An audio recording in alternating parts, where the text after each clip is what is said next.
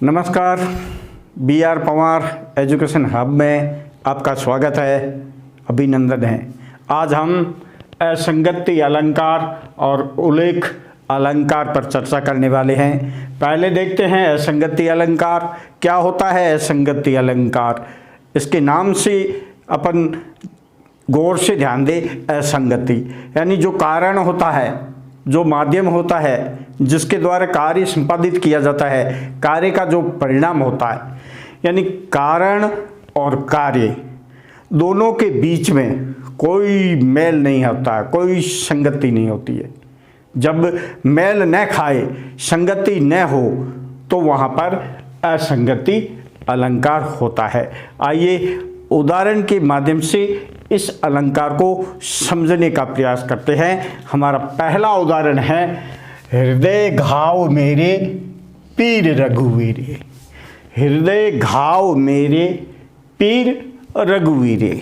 जब रामायण में आपने देखा होगा कि लक्ष्मण जी को बाण लगा था, मूर्छित हो गए थे, और जब हनुमान जी संजीव बूटी ले आए और उनको पिलाई, दवा के रूप में दिया, जब उसको होश आता है और होश आता है तो खड़ा होता, बैठ जाता है और सामने भगवान रामचंद्र अपने बड़े भाई को देता है। रामचंद्र जी उनसे पूछते हैं क्या हाल है, क्या कहता है, घाव हृदय घाव मेरे पीर रघुवीर।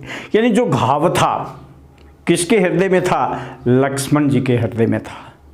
और उसकी पीड़ा किसको हो रही थी? उसको पीड़ा रामचंद्र जी को हो रही थी। हालांकि पीड़ा उनको भी हो रही थी, लेकिन जहाँ कारण है उससे भी परिणाम ज़्यादा पीड़ा है वो रघुवीर को हो रही थी, भगवान रामचंद्र जी को हो रही थी। तो कारण और कार्य के बीच में जब मेल न हो तो वहाँ पर क्या होता है? असंगति अलंकार। घाव है, दर्द है, घाव लगा लक्ष्मण को, पीड़ा हुई रघुवीर को। दूसरा देखें, दृग उर्झत टूटत कुटुम जरत चतुर चित प्रीत परठ गांठ दुर्जन लिए दई नहीं ये रीत। देखिए इसके भावार्थ को, इसमें अपन देखते हैं कैसे मेल नहीं, संगति नहीं है। दृग उर्झत, दृग नेत्र को कहते हैं, जब नेत्र उर्झत यानी उलझ जाते हैं। यहाँ पर नेत्र है वो उलझते हैं, नेत्र है उलझते। उलझते कौन है? नेत्र। अब उस उलझन से क्या होता है? नेत्र के उर्झत से टूटते हैं कुटुंब, परिवार टूट जाते हैं, परिवार टूट जाते हैं। जरत चतुर चित प्रीति, जरत चतुर प्रीति, चित्त में यानी मन में जो प्रेम है वो किसी तीसरे पक्ष को होता है। एक पहला पक्ष है, समझिए, उसके नेत्र है उलझते हैं, यानी वहाँ नायक और नायिका समझिए, प्रेमी और प्रेमिका समझिए, आपस में उसके नेत्र मिलते हैं, नेत्र उलझते हैं, प्यार होता है। ठीक। अब ये नेत्र जब उर्जत यानी उलझते हैं, मिलते हैं, प्यार होता है, तो उसका प्रभाव, परिणाम किस पे पड़ता है? परिवार पर। परिवार टूट जाता है, क्योंकि बच्ची कहती है मुझे उससे प्यार हो गया, मैं उनसे विवाह करूंगी, और उसका और परिवार का आपस में तालमेल बैठता नहीं, और जब तालमेल नहीं बैठता है तो परिवार टूट जाता है। फिर वर और वधू अपनी इच्छा से चले जाते हैं, तो वहाँ पर परिवार है, कुटुंब है, वो टूट जाता है। नैन कहाँ लड़ते हैं, परिवार किसके टूटते हैं, ठीक है। और फिर गांठ कहाँ पड़ जाती है? दुर्जन बुरे लोग होते हैं, उनमें गांठ पड़ जाती है, क्योंकि जब इनका जो कार्य पूर्ण हो जाता है, प्रेम हो जाता है, तो दूसरे दुर्जन लोग हैं उनके हृदय में जलन होती है, गांठ पड़ जाती है कि इनका तालमेल क्यों हुआ। तो यहाँ नैन कहीं और लड़ते हैं, उलझते हैं, प्यार कहीं और होता है, उसका परिणाम कोई और भुगतता है, यानी परिवार का टूटना, ये परिणाम हो गया। और गांठ है वो ईर्ष्या किसी और को होती है। यहाँ जब ऐसी स्थिति होती है तो असंगति अलंकार होता है। रहीमन का दोहा आपको याद होगा, रहीमन धागा प्रेम का मत तोड़ो छटकाए, टूटे से फिर ना मिले, मिले गांठ पड़ जाए।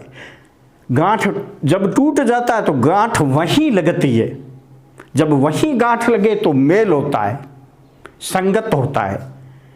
अब धागा टूटे और गांठ वहां न लगे, उसका परिणाम कहीं दूसरी जगह हो तो वहां मेल नहीं खाता है, वहां असंगति होती है। यदि जहां धागा टूट रहा है उसी में यदि गांठ लगती है तो वो स्वाभाविक है, मेल खाती है। अब गांठ उस धागे में न लग करके तीसरे पक्ष में लग जाए तो वहां पर मेल नहीं खाती, असंगति होती। वही चीज यहां हुई। प्रेमी और प्रेमिका के बीच में प्रेम होता है, नेत्र उलझते हैं, ठीक है, और उसके कारण परिवार टूटता है, दूसरा परिणाम।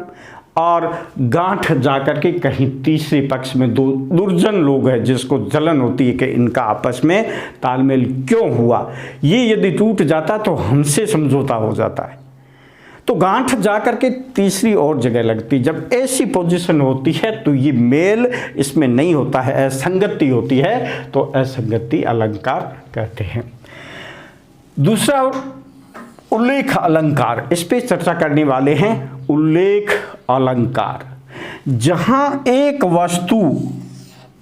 वस्तु का वर्णन भिन्न भिन्न प्रकार से किया जाए वहां उल्लेख अलंकार होता है। एक वस्तु का उल्लेख है भिन्न भिन्न विधियों से किया जाए, भिन्न प्रकार से किया जाए तो वहां उल्लेख अलंकार होता है। आइए उदाहरण के माध्यम से देखते हैं। तू रूप है किरण में, तू रूप है किरण में, सौंदर्य है सुमन में, तू प्राण है पवन में, विस्तार है गगन में। कवि कहता है कि भगवान है, भगवान को संबोधित कर कहता है, हे प्रभु आपका जो रूप है वो किरण में दिखता है, और आपका सौंदर्य है वो सुमन पुष्प में दिखता है, और पवन है वो प्राण में है विराजमान, और गगन में विस्तार ही है, आपका पूरा विस्तार है। तो यहाँ ईश्वर एक है और उसका वर्णन चार प्रकार से किया गया है। इसी प्रकार दूसरा जो बचपन से अपन पढ़ते हैं बहुत सरल है, उसको देखें। तुम ही हो माता पिता, तुम ही हो बंधु सखा, तुम ही हो। यानी भगवान है वही माता है, ईश्वर है वही पिता है, वही बंधु है, वही सखा है। अब वस्तु एक है ईश्वर यहाँ और यहाँ, लेकिन उसके परिणाम हैं वो वर्णन है भिन्न भिन्न प्रकार से किया गया है। जब एक वस्तु का वर्णन है भिन्न भिन्न तरीके से किया जाए तो वहाँ उल्लेख अलंकार होता है। तीसरा देखें, काम सा रूप प्रताप दिनेशा, सोम सा शील है राम महीप का। अब देखो, राम महीप यानी राजा, राजा राम है, उसका यहाँ वर्णन किया गया है।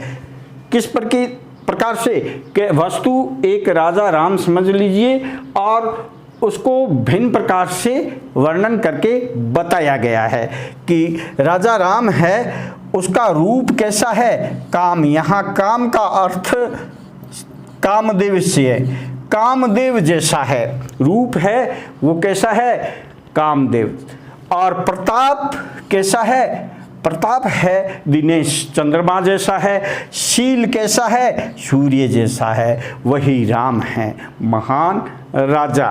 तो यहाँ राजा राम के गुण का वर्णन किया गया है। यानी जब वस्तु एक हो और उसी वस्तु को अलग अलग गुणों के आधार पर, विषयों के आधार पर उनका वर्णन किया जाए तो वहाँ उल्लेख अलंकार होगा।